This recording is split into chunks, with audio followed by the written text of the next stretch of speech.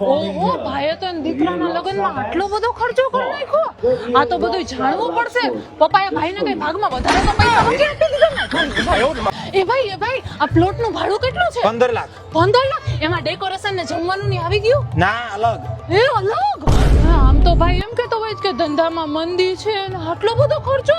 એ ભાઈ એમ કે તો આ થાળી કેટલા રૂપિયાની છે? 3000 રૂપિયા મેમ. 3000 રૂપિયાની? તો આ જ્યુસ ને આઈસ્ક્રીમ ને બધી એ થાળી બધું એ થાળીમાં ના આવશે, એ અલગ આવશે. અલગથી? ઓહો, આટલો બધો ખર્ચો કર્યો વળી. આ બધી લાઈટ નહીં તો જો, બાપ રે. એ ભાઈ આ લાઈટ નો ખર્ચો કેટલો છે? 10 લાખ. 10 લાખ? હું તો મારા ભાઈ પાસે 5000 રૂપિયા માંગુ તોય રોતો હોય. ના, 10 લાખ નો ખર્ચો કર્યો. મર્સિડીઝ? એ ભાઈ મર્સિડીઝ છે ને? આ જેના લગન છે ને, મારા ભાઈના દીકરાના હા, લગ્ન ઈ તો એમને એના દીકરાના ગિફ્ટમાં આપી લગનમાં. છે. એ ભાઈના દીકરાને મર્સિડીઝ ગિફ્ટમાં આપી? દગો થયો છે મારી યાર. ભાઈ પપ્પાએ વધારે જ આપી દીધા. પપ્પાએ પૈસા વધારે. મને બોલાવો જ માં. આમ તો ભાઈ એમ કહેતો હોય કે પૈસા નથી ને આમને તમને મારે તહેવાર આવે ને તો મને 101 રૂપિયાથી વધારે રૂપિયા નથી આપતો ને અહીંયા જો લાખો કરોડોના ખર્ચા કરી નાખ્યા. મારે તો